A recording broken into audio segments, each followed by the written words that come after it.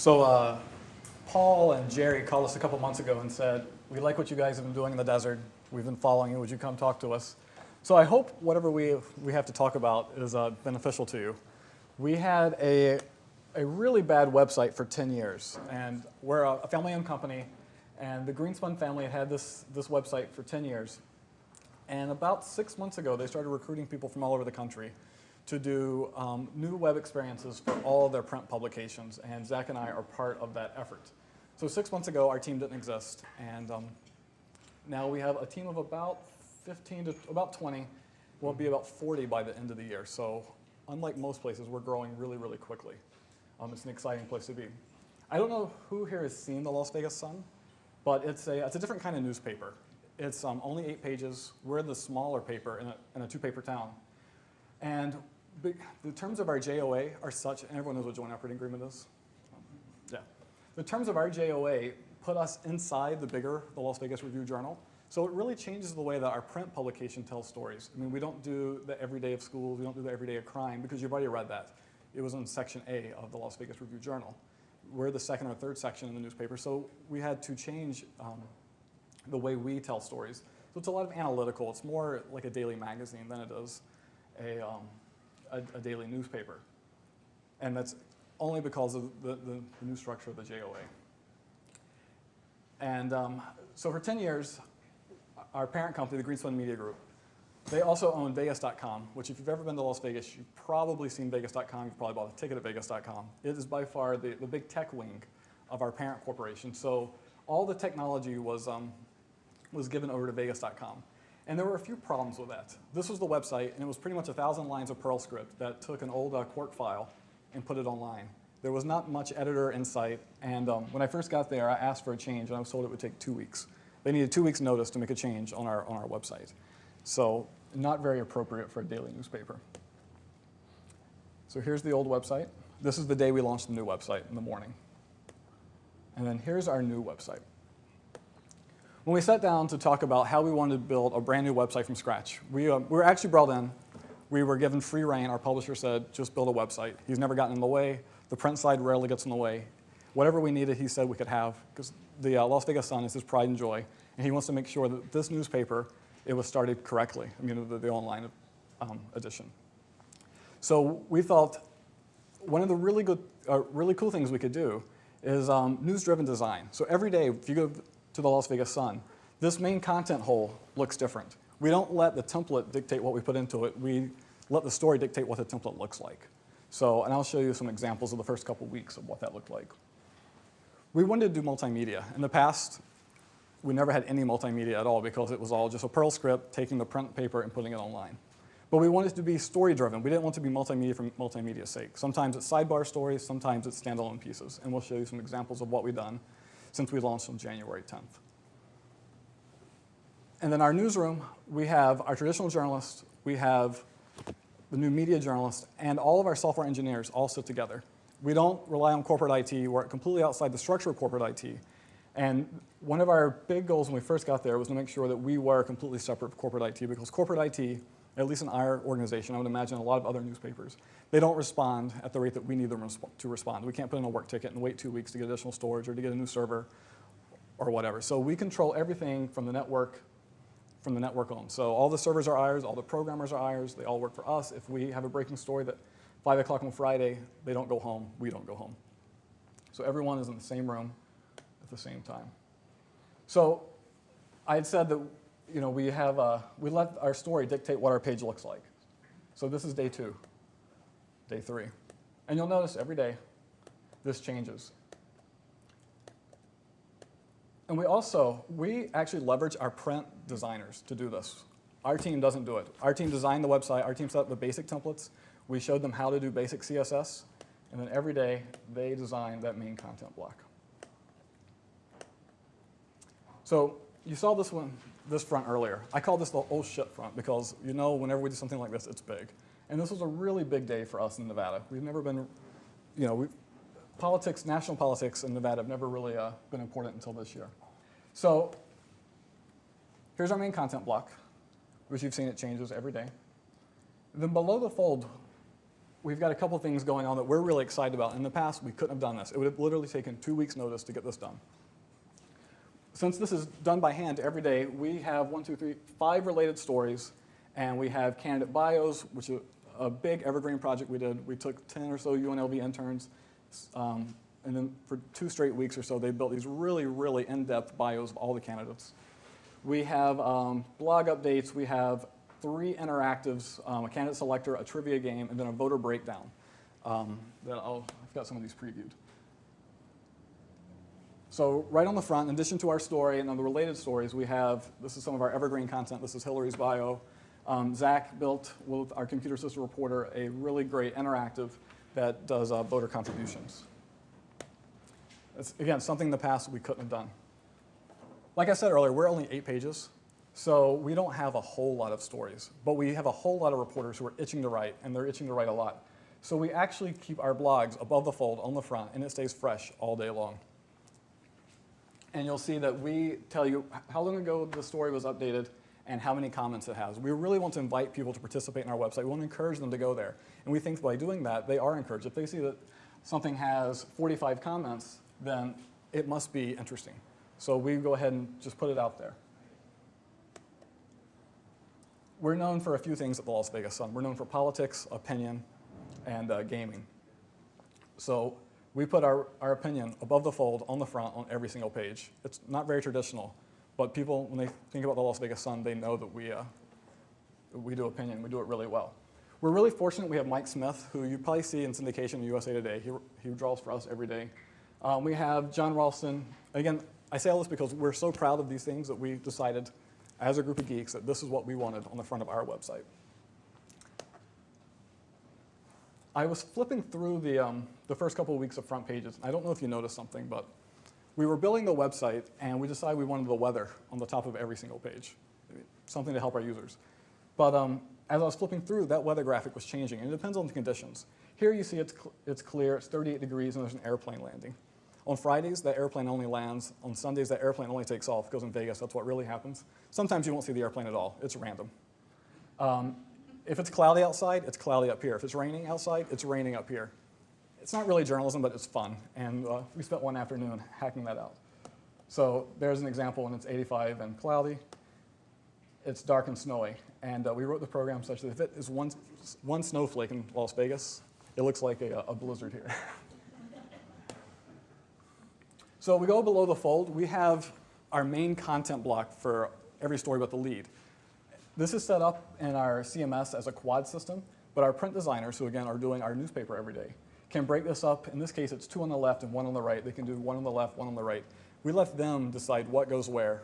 We don't let the template decide what goes where. On the right, we have our most read. You've seen it everywhere. We really like it. I think our users really like it, and our editors will comment. They'll say, "Have you seen that story playing?" And then they'll do a follow-up story because of how well it's playing on the website. We have an editorially selected calendar on the front. This is probably my favorite feature. One of our new media designers came up with the idea. We realized that as an 8-page paper, we're not giving you all the news that you need in the Valley. So we're not afraid to link off-site. We think that's the way the internet really works. People come to our website, and if they need to leave our website to get the news, that's okay too. So our editors, our staff, and then our army of interns all day long keep this fresh. And if you wanted to subscribe to just this feed for elsewhere, you could. That way, you can see what we think is important to people in the Valley. And this is Zach's baby, so I'll let him talk about the multimedia we feature on the front. We're pretty proud of our multimedia. We're still developing a good deal of our team for that. A lot of the growth that I think we're going to see is going to be in multimedia storytelling. So we want to tease it out on the front, just like we do our written journalists. So these are usually, we typically will show a standalone story on the front or a standalone slideshow. It's all featured on the front. You can go through these tabs and see the different varieties and mediums that we're actually doing stories for. You can go to the next page. So in the same way, we also build out an entire front for this storytelling. And because most of the storytelling is very visual, it's not just audio, it's video, it's photo, it's panorama, we thought we need to show it in a visual style. And being geeks, we like to see things big. So we have a big visual style. We feature what we think are our strongest stories, make the pictures big, just like our videos are big, which you'll see here in a second. And below the fold, we also have the most recent content is in reverse chronological. So this page always stays fresh regardless if we update our featured section or not. So we get things that are not standalone stories, they might be illustrations of other stories, and they cross-link to other content on the site. You can't see all of it, but we have a partnership with a local TV station. We produce a 30-minute newscast every day. So every single day you can go to our website and you can watch the 30-minute newscast here. And we'll talk a little bit more about some of our video efforts in just a minute. So I said earlier that our front page is designed every single day by hand. We also, with our section fronts, we designed the section front around the context of the page that you're on. So if you click through our website, we have news, A&E, opinion, sports, and politics as section fronts. They're similar, but they're all a little bit different. And we designed them all to be to take into account the content. So on this one, we have Mike Smith, who's our editorial cartoonist. We thought it appropriate to drop in his cartoon again. We have letters to the editors on other ones for sports. For example, we have a lot of sports blogs, so we'll drop that into the center column. We try not as much as possible to have every section be the exact same because we realize that every section shouldn't play the exact same. Speaking of Mike Smith, I love Mike Smith, so I talk about him a lot. This is a picture page. So Zach said earlier, we like things big. So our regular pictures, we run at least 655 pixels, which is what this one's doing. We have blogs. So I like our blog layout. And again, this is Mike Smith. In addition to an editorial cartoon, he does a racing blog. And so this site, when this ran, we'd been out for about a month. And he's already started to develop a sense of community. And it's something in the past, before January 10th, he had no chance of doing. There was no way that his readers could interact with him. So when he found out we were launching a new site, he came to me and said, I really want to do a blog, and I want to call it Blogdy, Blogdy, Blogdy, because apparently it's a NASCAR joke that people would get. I don't get it, but. And so from day one, he's been blogging like crazy, and a couple weeks ago, he decided he wanted to allow audience participation. So he put this blog post up, and it's called Fill in the Blank. Again, I don't get what's going on, but apparently some people do, because he had a lot of comments. And these are all ideas of what could go in that bubble. Then about a week later, this is what ran in the paper, and it was from a person who came to our website and commented. So one of the things I really like about our website, we're using a content management system called Ellington CMS. It's developed by the guys who do the Lawrence Journal World. It's called what? Ellington. It allows us to make a lot of connections at the database level between related content. So we know that events always take place at a certain location. Why shouldn't this page build itself out? So between Ellington, our guys, and then the template designers, that's exactly what we do. So here we have a Bette Midler show at Caesar's Palace. And if we click through the Caesar's Palace, it's aware that Bette Midler is going to play here. This all happens automatically. So from the Caesar's Palace page, I know that Elton John, Jerry Seinfeld, and Bette Midler are all playing. And again, this happens automatically. But what you've seen so far is pretty much shovelware. Things that are in the print edition are now online. But we'd like to think of ourselves as more than just shovelware. And Zach has been really central to our efforts in telling stories, taking advantage of the medium. And I'll let him. Yeah, like you said, pretty much what you've seen is shovelware. We're just taking things from the print side, putting them online. But I mean, we just don't build these things. We're also journalists. So we like to take advantage of everything that's out there. And if you go ahead to the next slide, I'll show you some of what we're doing. Las Vegas, with population growing, traffic going all over the place. It's a very aggressive city. We don't know the words, it can't be done. Las Vegas has always made the best with what it had to work with, and in those days it had a tiny farm to work with. I came here to explore the opportunities that a new desert frontier town might have. Before sundown, I could have made 3 separate $150 million decisions on behalf of college kids.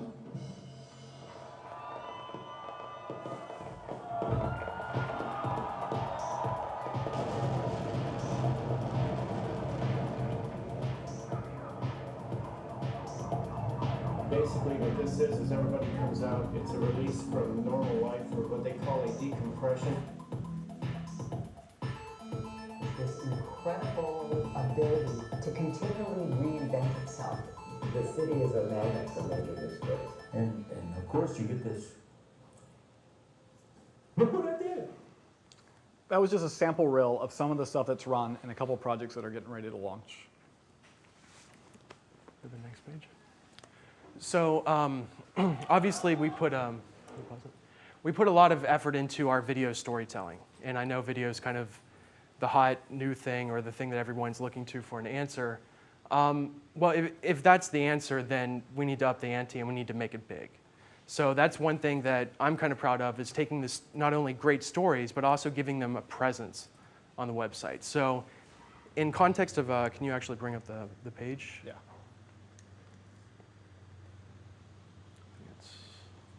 Any video will work. Must be, you can go to this one. Oh, you don't want to show it? We'll go back to it. So this is the actual website. As you can see, the video takes up the entire space. So we're running it big, and it goes even bigger. If you can click the full screen. St. Thomas was established by Mormon settlers. So if that's not big enough for you, we can take over your entire screen. I'll show you in a little bit some of the other ways that you can view these videos. Do you want to talk about the menu? Yeah.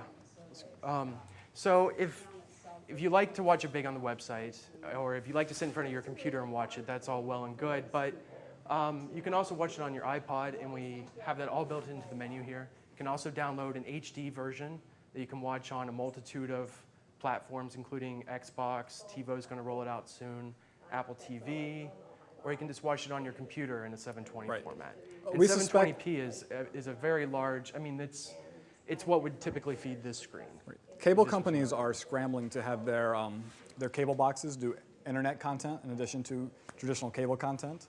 And when they're there, and some of them are implementing it now, our feeds are already ready, and our content will be there. We'll have the first Las Vegas Sun or the first Las Vegas News Channel on these devices. To an ongoing drought combined with an increase in water use.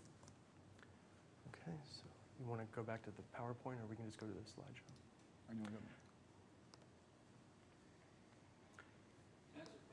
Sure. The iPod, so if I wanted to put that video on my iPod for the trip back, Mhm. what would I do? Do you want to describe it? Well, there's a couple ways you could do it. You could click on that button. Can you go back to the video page really quick? We'll actually have a slide that shows you in just a minute. But I'll show it to you on the menu, really. So right here, I know it's kind of hard to see it because of the resolution of this, but you can click on iPod. It will actually download an iPod formatted video. Then you can just sync it however you normally would music if you drop it in your iTunes library. I mean, it's just like if you downloaded a music file. Another way you can do it is actually subscribe to our podcast, and that will take you to the iTunes store, and we'll show you some more of that later. So there's a multitude of ways that, and if something else comes out, we'll add it to the menu. We're giving the audience what they want and what they're using. So all you do is click the iTunes button, iTunes open, and you're subscribed. We're also working to get our feeds to work in Juiced and various other internet TV products. So it'll be there. You won't have to go look for it. And we'll talk about it in a minute. We realize that people aren't coming to us for content, so we're getting our content out in as many places as possible. iTunes is just one of them.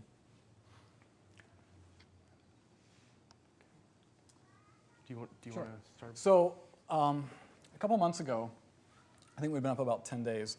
And again, our newsroom, we're not structured for breaking news. It's really new to us, because on the web we can't compete, we can do breaking news. And about 10 days after we were up, the Monte Carlo caught on fire, and I assume that made national news and all you guys were watching it. So for us, we knew we wanted video, we wanted text, but the very first thing we got, because our photographers were used to it, was they were out in the field sending their photos back. So early on, we started building slideshows on the front of our website. And I wish I had screenshots, because the front page changed every 45 seconds or 2 minutes for the first 3 or 4 hours of the event. And this widget, much like the video widget, it'll go full screen. And the reason it looks so good full screen, again, we're geeks, we wanted things big. We wrote the application such that we uploaded huge photos of the server, And between this flash widget and the server, we detect how big your screen is, what the resolution is, and then we dynamically size these images. So if you look at it really small embedded in the story, like we see here, it looks good. If you want it to be really big, it's going to look really good. So, I mean, we really believe in our visual storytelling. So what you'll see again and again in anything multimedia is we can run it small, but we can also give it the space that it deserves. If it is a good story, a strong story, we don't have to put it into a corner of the website or off on a sidebar to a print story. We can run it as its own thing and feature it just like we would a print story on the front page. Another interesting thing about this particular widget, our video widget does it too, and the next one you'll see. But let's say a photographer wants to do a slideshow. They don't have to know Slideshow Pro or Flash. All they have to do is go to our internal CMS, they upload a photo, they put them in order, and then we have it build out automatically. So it really lowers the bar for entry.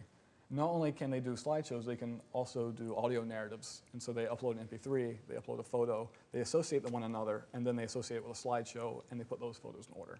So it's a really cool tool that allows our photographers and our traditional journalists to leverage our website really, really quickly. So what you've seen so far are sort of traditional things. I mean, slideshows, video, these are things that have existed either in TV broadcast or the equivalent of what would run in the print edition. But we're also trying to do storytelling in things that are in web-centric ways, things that can only exist on the web at this point. And that includes interactive photos. This is a 360-degree panorama. You can look all the way up, all the way down, all the way around. And you might have seen something like this before. We decided to try and take it to another level and actually build in a true user experience as if you were almost there, or if you were really there. We recorded 4-channel audio at the same time we were shooting the panorama so that we're getting real-time audio. And if you look at Kucinich, you'll actually hear him. As you look away, he'll start to fade off and you'll hear people behind you. So you're really sitting in that moment. And I think that this is a really strong tool, especially because it has very little bias. I didn't crop the image. I didn't selectively just shoot him. I mean, I put you in an event and just let the story unfold in and of itself. So if this guy's talking something about Kucinich there, as he's talking about, let's say, nuclear power plants, someone else is saying something completely opposite of him, you hear all that. You can hear both conversations and really get a sense of what's going on. I want to get out of here. I want to have sustainable energy. This is a huge issue in this election. Another tool that we developed besides the slideshow, video, and the panorama is something we termed the Fudio.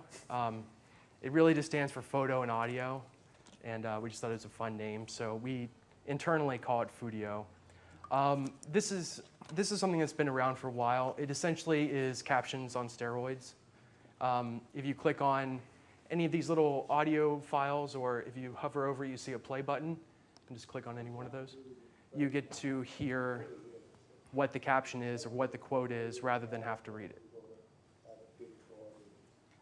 And again, our journalists can go into our CMS, they associate the MP3 with a photo, and it builds itself automatically. So rather than make a sound slides with a narrative that is weak overall, you can make something a little more interactive where the user can say, oh, I'm interested in this one, and I can hear something about that, rather than sit through 3 minutes of a narrative that doesn't really pull together as tightly as you would want it to. So it's a good alternative to produce a lot of content and an amount of interactivity that otherwise you wouldn't have. So that was not a video at one time, those are all stills? Those are all stills. And our photo staff, which is probably pretty common, they love us.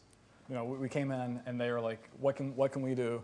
And then as soon as we started showing the tools we were developing, they all went out and they got Final Cut. Some of them got HD cameras.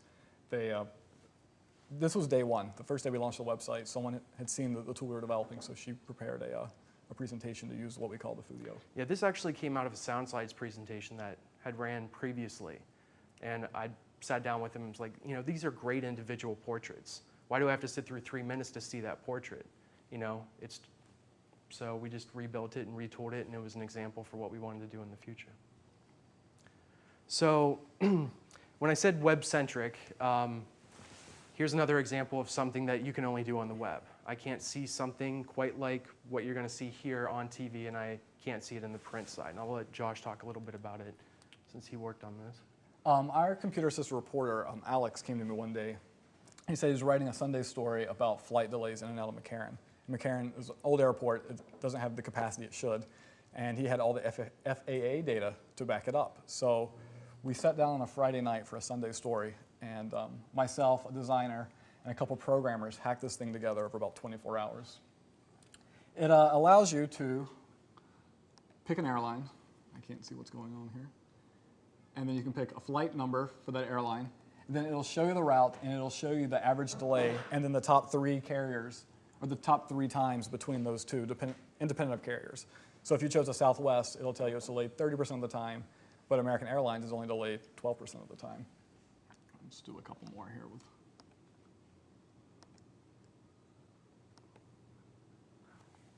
Again, this is a story we couldn't, we told it in print, but we thought this was a really great sidebar to that story. And while we were at it, we had the TSA data for the horrible waits at McCarran International. So we threw that in too. So if you know that you're going to depart from gate, I don't know, C, and you want to leave on a, whatever that says. Tuesday at whatever time that is, you know the average wait is 5 minutes. And again, this is another project that we would call evergreen. It ran with the story, but we built it because we knew that its life would be much longer than the one day it ran in print. And it does change. We're pulling data from a live source, and without getting too geeky, we can basically scrape data from different sources or repurpose data. So no one's going in there and actually retyping in all these figures and changing it every day. But if you come to that site every day, that will interact differently because those numbers have changed. And so this, I think we showed this a little bit earlier. I mentioned it really briefly. This is, again, pulling data from a source. We got the amount of contributions per, per zip code for each candidate. So when we were doing coverage, again, this is Alex, our data reporter, stumbled upon this, and we decided that this is great. This way I can see relatively which counties next to one another support which candidate, how much money. You can really get an idea of wealth of certain zip codes and also the political bend of those zip codes, because you can just click through and compare them really quickly. Now, this is something that would be almost too complicated for a static infographic or something that would run on the print side, but this way I get a lot of comparative data analysis, and it can update all the time. How long did it take you to do that? How long was that? 3? We could have built a one-off thing of that a lot quicker, but we built something that we could reuse. So we put a little bit of time into infrastructure, so it probably took 3 days to build, but we've repurposed those tools in a couple of these other infographics that we're going to show. Does that include the time for whatever your graphic artist needed to do the topics and bars and stuff? I actually built all that and did the back end for it all in Flash. So that was 3 days, design, development, building it all, interacting, scraping the data, and everything. And there were other stories that came up during those days too that I was working on. So it was a good chunk of those 3 days. The night before the Nevada caucus, we should have planned this a little more in advance. We decided that we wanted to do a real-time caucus results. So I got this art from our illustrator, and I talked to a couple of our programmers actually. And we got the data feed from, we went to the Republican and the Democratic websites, and our programmers wrote a web scraping tool to get all the data in real time and fed it into an XML file so that the next day my Flash app could do real time, I think it was every 60 seconds actually, caucus results. So now it's a little boring because everything's 100%. But yeah, all day long you could keep coming back and you would see how the candidates were doing in the various counties in the state of Nevada. Again, with corporate IT, that never would have happened. They stayed up all night with me. So this is a little bit of a vaporware. This is a project that's going to launch, I think, at the end of next month. But it's a really big multimedia piece that we're really proud of, and it's it's got a lot of content, so I want to show it off a little bit. It's called the History Project, and we think that over time it will probably be at the top of the Google list if you search a Las Vegas Sun or Las Vegas history. We, with an army of interns, we went to UNLV and the Sun archives, and we scanned in 1,500 photos. About 30 original stories were written by our staff and some of the traditional print,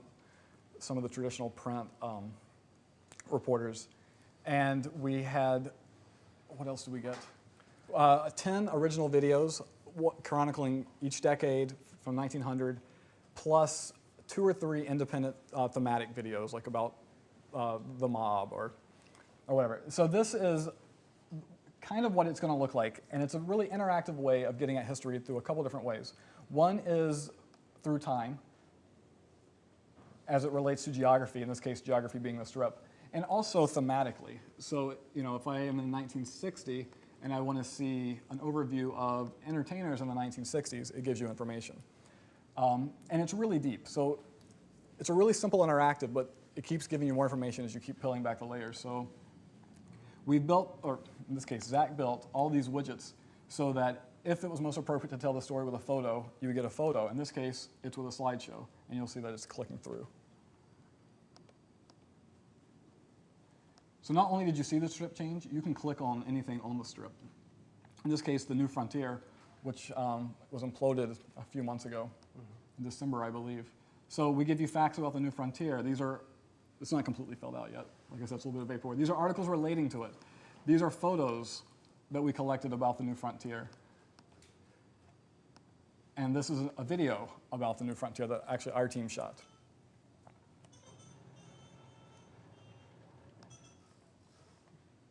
So what's great about this is, we do have 30+ stories that were written for this project, but we also just have little bits of information that when they stand on their own, like a photo and a caption, what is that? But when you put it in relation in geography, time, and space, and you see relations to one another, this is something interactive can really build a true interactive story. All these little elements build up together to build a narrative that is completely user-driven. And I think that's one of the things we really are trying to do a lot of, is really bring that user involvement on that angle rather than just content contribution. So let me click through all these.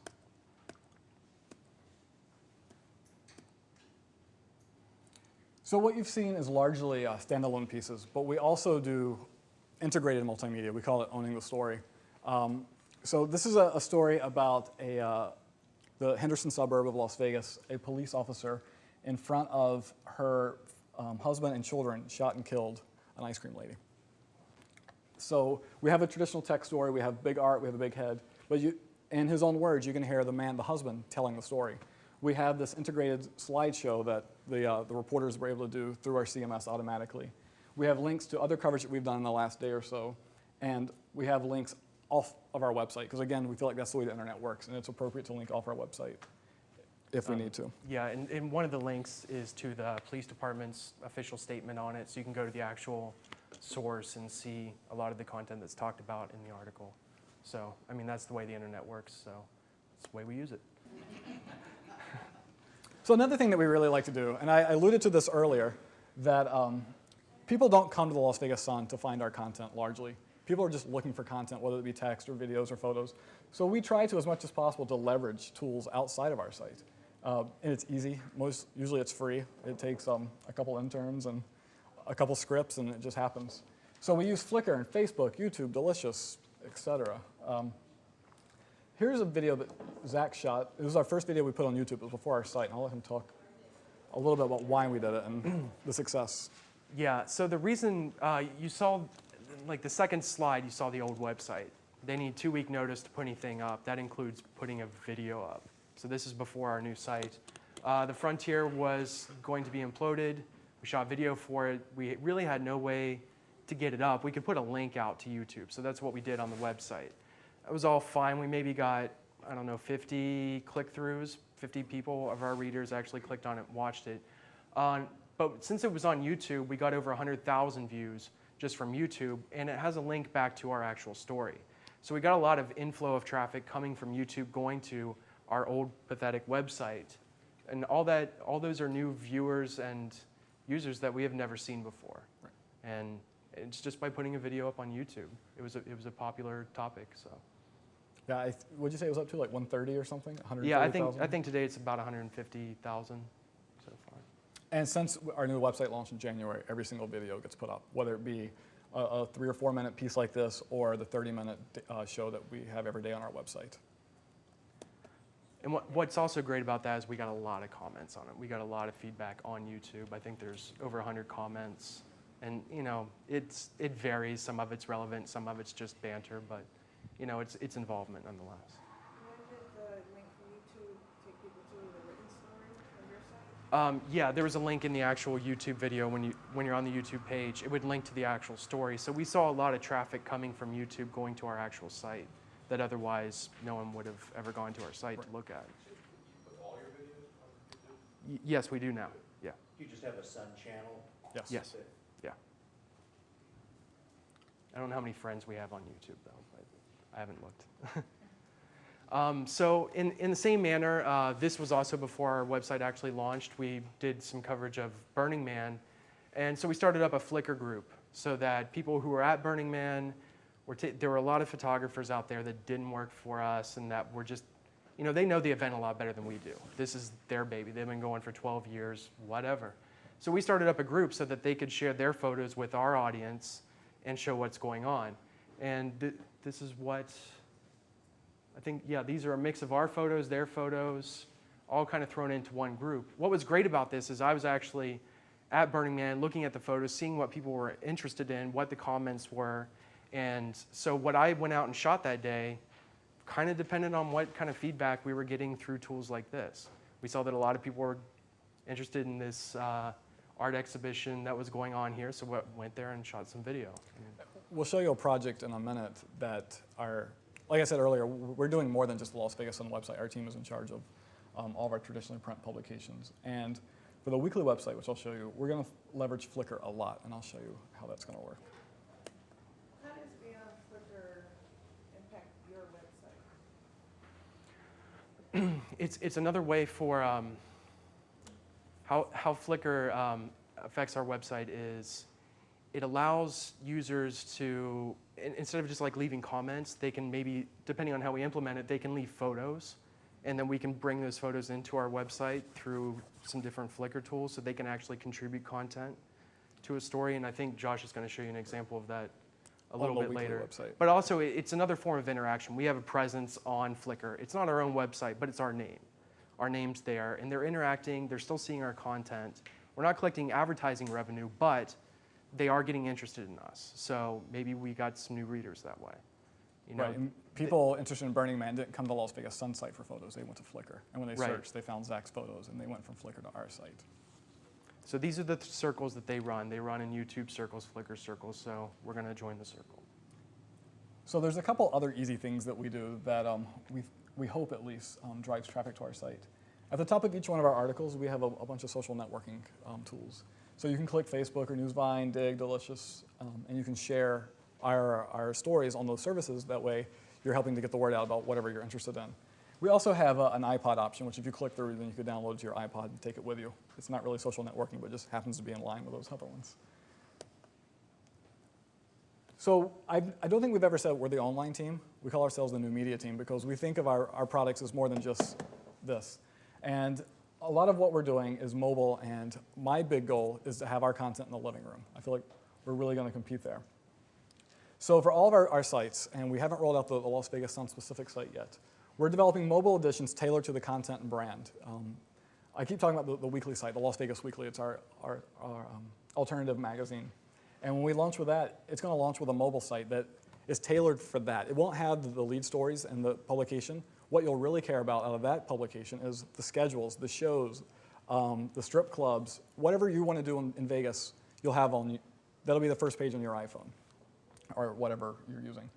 We want all of our video to be everywhere. We want it to be on YouTube. We want it to be on our website. We want it to be in your living room. We want it to be on your phone. We use SMS and email a lot on our current website and on the one we're developing for next month. And then, again, you've already seen a hint of this HD over IP thing that we keep talking about. So showed you earlier the Bette Midler show at Caesar's Palace. there's an interesting set of tools here at the bottom. So if you know you're going to forget, we'll email it to you, whether that be your cell phone or whether it be your desktop email. Or you can email your mom to tell her that Bette Midler's playing. Or, I know I'm going to be on the town, and I'm going to forget when it happens. I put in my phone number, my provider, and I'll get a reminder. I say, I want to know 1 hour before the show, 2 hours before the show, 3 hours before the show. That way you get on your phone a text message from the Las Vegas Sun, and we could advertise there if we were so inclined, that the Bette Midler show starts in 3 hours. Here, I'm sorry, do a lot of people use that? it's used. I mean, it's not the. I've been asked to repeat the question. The question was, do a lot of people use that? Yes and no. I mean, a dozen people a day, if that's a lot, maybe. Our website is still generating, a lot more traffic. Before, no one ever came, and now our traffic is really going up. So we hope that people will start leveraging it a lot more. And a lot of these things are pretty easy to build, and different people have different habits. I mean, it's kind of like a spread shotgun shot. It's not, you're not going to get a precision like this is what everyone's using. So we'll just give you a bunch of different options, and you choose what. I mean, it might narrow in the future. I mean, there might evolve to be one thing that everyone uses, but right. I mean, they're easy enough to build, and we have a platform for it. So we'll just give you all the options. It just seems kind of weird that somebody would forget that they bought $200 tickets to a show. It might seem weird. The SMS technology, though, doesn't just do that. It will do, we're going to roll out some projects for our weekly newspapers, our hyperlocal efforts, that will do box scores for Little League, and it'll get SMS to you. You can't make the kids' game, but you can get up-to-the-minute scores about Little League. So, I mean, it has multiple uses. That's just one of them. That's the one we're showing here at the Sun. So you've seen our video. It sits on our website. It's 988 pixels. It's really big. But it doesn't live just there. If you go to iTunes, you type Las Vegas Sun, you'll see that we have our HD channel, our SD channel, and John Ralston, the big name in Nevada journalism they keep talking about. He has his own channel for that 30-minute show every day. This is what our feed looks like. So if you were to go to any of our videos, click iTunes, it would look like this. This is what it looks like in iTunes. And even more exciting, this is what it looks like in your living room. You want to walk? Here's the. Yeah. Is that changing? I might be hitting the wrong. Yeah.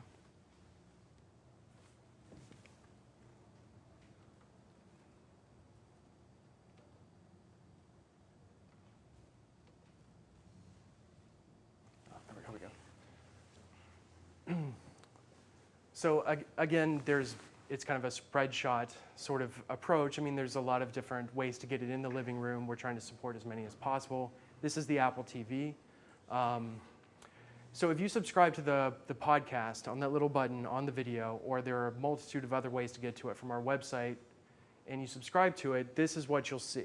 These are the other things that we're currently subscribed to. Do you mind if I preface this with something? Yeah. We don't care about the Apple TV. The Apple TV isn't what it's about. The idea is that we have our RSS feeds and our video and media servers ready to go. I don't think Apple TV is going to be what happens. I think it'll probably be cable boxes. The way TiVo didn't quite win, but the idea of the DVR did. I think this will be the next thing. So we're already there. We're prepared for it. Someone develops a cable box. We say, this is our RSS feed. Just put us in it, and then our content's ready to go. Right. So we know what the idea of the future is. This is one example of what that could look like. So you can go through, these are all of our stories. They all get automatically downloaded through Apple TV and automatically show up here. All the ones that we haven't seen just have a little blue dot. So it's just like a DVR in many ways. Was there a specific video that you're in wanted to charge? show? But you'll notice that we also get little descriptions, the title, the person who shot it also shows up. So it's great, we get a little bit of extra data that you don't get on a television show. This is the same metadata that you see on the website. It shows up everywhere. So we have 3 main videographers at the Sun. Zach is one. And we have 3 different styles. Zach's artsy and long form. We have a traditional broadcast videographer that we hired away from a station in Arkansas. And his pieces feel more TV-like. And then we have a film student, fresh out of college, and he does longer documentary style. And whenever the story dictates it, our new media managing editor will decide, well, which style do we think best fits that? So this is one, we'll show the first couple seconds, done by the former news photographer. We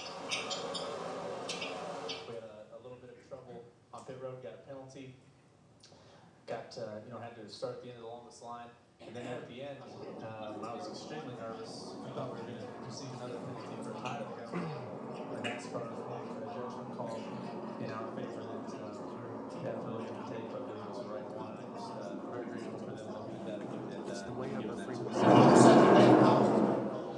It's the really high frequencies are going to be out. Luckily, most people don't have a soundboard hooked to their TV.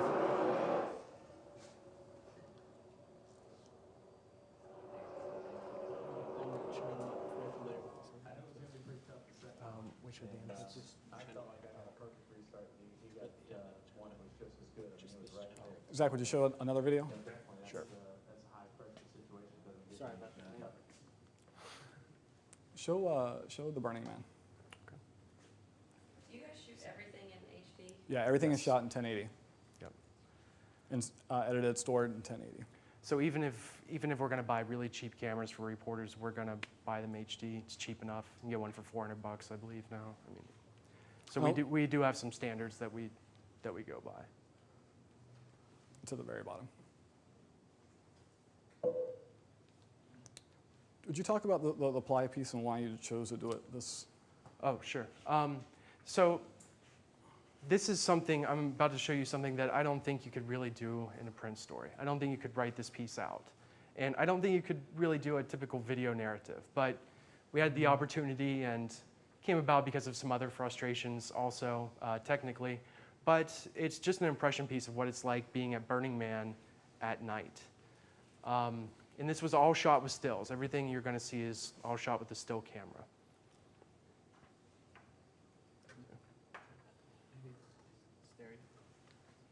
Oh, it's only doing one channel?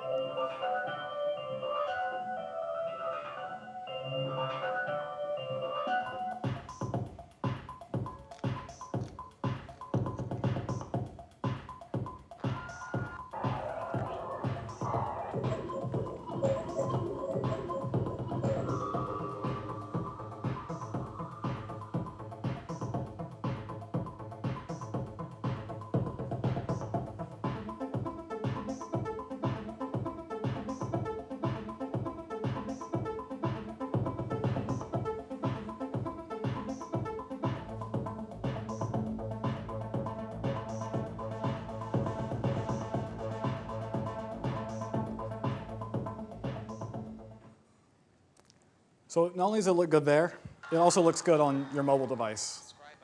So we encode for mobile, and it looks just as good here as it would there. And radical self-reliance. Burning Man takes its name from the ritual. Any other video you want to show? Yeah. Do we have time for one? Yeah. Did you want to show the typical Burning Man video? Whatever you want. Okay. So we're developing this for the Sun, but every technology we develop for the Las Vegas Sun gets rolled out into our Alternative Weekly, gets rolled out into our magazines, and gets rolled out into our very small weekly community newspapers. So, in a couple months when we launch those guys, it's going to be really exciting, I think, that they have the opportunity to, in the living room, have this quality of video and this technical backbone to support their efforts. Again, it'll be T-ball, but it'll be big. So you saw the more artsy aspect of Burning Man. Here's the more traditional narrative version of it. And is an 8-day festival ending on Labor Day. It's described by organizers as an experiment in community, radical self-expression, and radical self-reliance. Burning Man takes its name from the ritualized burning of a huge wooden sculpture of a man. It occurs on the 6th day of the festival. The event's origins go back to a nude beach in San Francisco where the first man was burned by a small group in 1987. This year's festival featured approximately 47,000 people from Las Vegas, the U.S., and the world. We'll all travel to an ancient lake bed known as the Playa in the northern Nevada Blackrock Desert. Basically, what this is everybody comes out, it's a release from normal life, or what they call a decompression.